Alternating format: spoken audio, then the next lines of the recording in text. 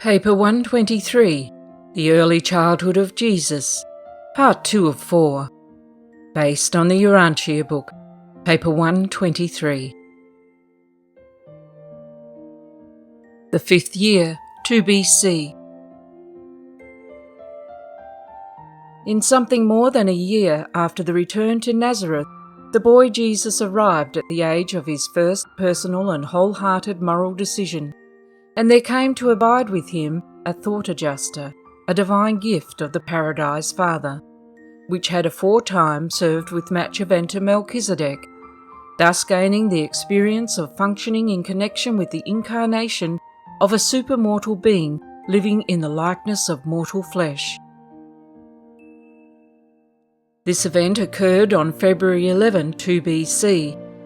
Jesus was no more aware of the coming of the Divine Monitor than are the millions upon millions of other children who, before and since that day, have likewise received these thought adjusters to indwell their minds and work for the ultimate spiritualization of these minds and the eternal survival of their evolving immortal souls.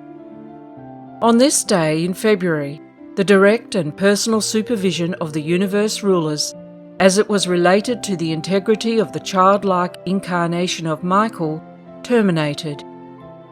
From that time on, throughout the human unfolding of the incarnation, the guardianship of Jesus was destined to rest in the keeping of this indwelling adjuster and the associated seraphic guardians, supplemented from time to time by the ministry of midway creatures assigned for the performance of certain definite duties in accordance with the instruction of their planetary superiors.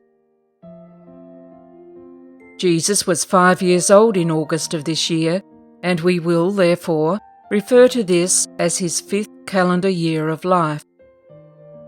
In this year, 2 BC, a little more than 1 month before his 5th birthday anniversary, Jesus was made very happy by the coming of his sister Miriam, who was born on the night of July 11. During the evening of the following day, Jesus had a long talk with his Father concerning the manner in which various groups of living things are born into the world as separate individuals. The most valuable part of Jesus' early education was secured from his parents in answer to his thoughtful and searching inquiries. Joseph never failed to do his duty in taking pains and spending time answering the boy's numerous questions. From the time Jesus was 5 years old until he was 10, he was one continuous question mark. While Joseph and Mary could not always answer his questions, they never failed fully to discuss his inquiries, and in every other possible way to assist him in his efforts to reach a satisfactory solution of the problem which his alert mind had suggested. Since returning to Nazareth, theirs had been a busy household, and Joseph had been unusually occupied building his new shop and getting his business started again. So fully was he occupied that he had found no time to build a cradle for James, but this was corrected long before Miriam came, so that she had a very comfortable crib in which to nestle while the family admired her. And the child Jesus heartily entered into all these natural and normal home experiences. He greatly enjoyed his little brother and his baby sister, and was of great help to Mary in their care. There were few homes in the Gentile world of those days that could give a child a better intellectual, moral, and religious training than the Jewish homes of Galilee. These Jews had a systematic program for rearing and educating their children. They divided a child's life into 7 stages. 1. The newborn child, the 1st to the 8th day. 2. The suckling child. 3. The weaned child. 4. The period of dependence on the mother, lasting up to the end of the 5th year. 5. The beginning independence of the child and, with sons, the father assuming responsibility for their education. 6. The adolescent youths and maidens. 7. The young men and the young women. It was the custom of the Galilean Jews for the mother to bear the responsibility for a child's training until the 5th birthday, and then, if the child were a boy, to hold the father responsible for the lad's education from that time on. This year, therefore, Jesus entered upon the 5th stage of a Galilean Jewish child's career, and accordingly, on August 21, 2 BC, Mary formally turned him over to Joseph for further instruction. Though Joseph was now assuming the direct responsibility for Jesus' intellectual and religious education, his mother still interested herself in his home training. She taught him to know and care for the vines and flowers growing about the garden walls, which completely surrounded the home plot. She also provided on the roof of the house, the summer bedroom, shallow boxes of sand in which Jesus worked out maps and did much of his early practice at writing Aramaic, Greek, and later on Hebrew, for in time he learned to read, write, and speak fluently all 3 languages. Jesus appeared to be a well-nigh perfect child physically and continued to make normal progress mentally and emotionally. He experienced a mild digestive upset, his first minor illness, in the latter part of this, his 5th calendar year. Though Joseph and Mary often talked about the future of their eldest child, had you been there, you would only have observed the growing up of a normal, healthy, carefree, but exceedingly inquisitive child of that time and place. Events of the 6th year, 1 BC. Already with his mother's help, Jesus had mastered the Galilean dialect of the Aramaic tongue, and now his father began teaching him Greek. Mary spoke little Greek, but Joseph was a fluent speaker of both Aramaic and Greek.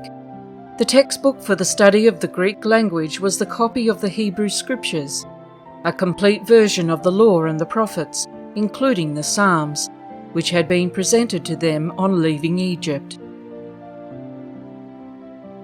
There were only 2 complete copies of the Scriptures in Greek in all Nazareth, and the possession of one of them by the carpenter's family made Joseph's home a much-sought place and enabled Jesus, as he grew up, to meet an almost endless procession of earnest students and sincere truth-seekers.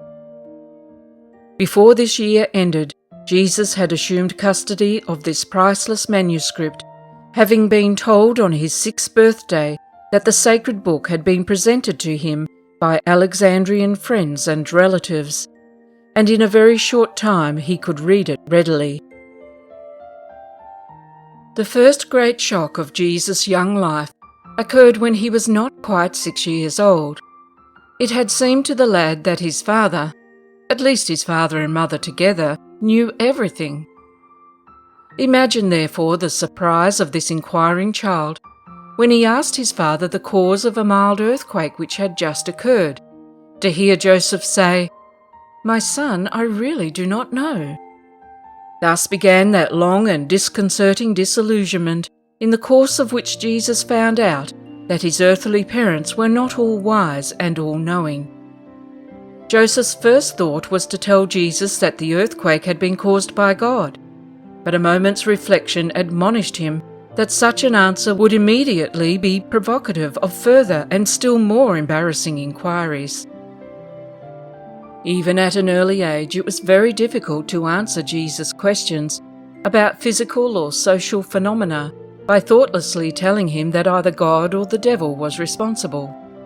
In harmony with the prevailing belief of the Jewish people, Jesus was long willing to accept the doctrine of good spirits and evil spirits as the possible explanation of mental and spiritual phenomena, but he very early became doubtful that such unseen influences were responsible for the physical happenings of the natural world. Before Jesus was 6 years of age, in the early summer of 1 BC, Zacharias and Elizabeth and their son John came to visit the Nazareth family. Jesus and John had a happy time during this, their first visit within their memories. Although the visitors could remain only a few days, the parents talked over many things, including the future plans for their sons. While they were thus engaged, the lads played with blocks in the sand on top of the house and in many other ways enjoyed themselves in true boyish fashion. Having met John, who came from near Jerusalem, Jesus began to evince an unusual interest in the history of Israel, and to inquire in great detail as to the meaning of the Sabbath rites, the synagogue sermons, and the recurring feasts of commemoration. His father explained to him the meaning of all these seasons. The first was the midwinter festive illumination, lasting 8 days, starting out with 1 candle the first night and adding 1 each successive night. This commemorated the dedication of the temple after the restoration of the Mosaic services by Judas Maccabee. Next came the early springtime celebration of Purim, the feast of Esther and Israel's deliverance through her. Then followed the solemn Passover, which the adults celebrated in Jerusalem wherever possible, while at home the children would remember that no leavened bread was to be eaten for the whole week. Later came the feast of the first fruits, the harvest ingathering, and last, the most solemn of all, the feast of the New Year, the Day of Atonement. While some of these celebrations and observances were difficult for Jesus' young mind to understand, he pondered them seriously, and then entered fully into the joy of the Feast of Tabernacles, the annual vacation season of the whole Jewish people, the time when they camped out in leafy booths and gave themselves up to mirth and pleasure. During this year, Joseph and Mary had trouble with Jesus about his prayers. He insisted on talking to his heavenly Father, much as he would talk to Joseph, his earthly father. This departure from the more solemn and reverent modes of communication with deity was a bit disconcerting to his parents, especially to his mother, but there was no persuading him to change. He would say his prayers just as he had been taught, after which he insisted on having just a little talk with my Father in heaven. In June of this year, Joseph turned the shop in Nazareth over to his brothers and formally entered upon his work as a builder. Before the year was over, the family income had more than trebled. Never again until after Joseph's death did the Nazareth family feel the pinch of poverty. The family grew larger and larger, and they spent much money on extra education and travel. But always Joseph's increasing income kept pace with the growing expenses. The next few years Joseph did considerable work at Cana, Bethlehem of Galilee, Magdala, Nain, Sepphoris, Capernaum, and Endor, as well as much building in and near Nazareth. As James grew up to be old enough to help his mother with the housework and care of the younger children, Jesus made frequent trips away from home with his father to the surrounding towns and villages. Jesus was a keen observer and gained much practical knowledge from these trips away from home. He was assiduously storing up knowledge regarding man and the way he lived on earth. This year, Jesus made great progress in adjusting his strong feelings and vigorous impulses to the demands of family cooperation and home discipline. Mary was a loving mother but a fairly strict disciplinarian. In many ways, however, Joseph exerted the greater control over Jesus, as it was his practice to sit down with the boy and fully explain the real and underlying reasons for the necessity of disciplinary curtailment of personal desires in deference to the welfare and tranquility of the entire family. When the situation had been explained to Jesus, he was always intelligently and willingly cooperative with parental wishes and family regulations. Much of his spare time, when his mother did not require his help about the house, was spent studying the flowers and plants by day and the stars by night. He evinced a troublesome penchant for lying on his back and gazing wonderingly up into the starry heavens long after his usual bedtime in this well-ordered Nazareth household.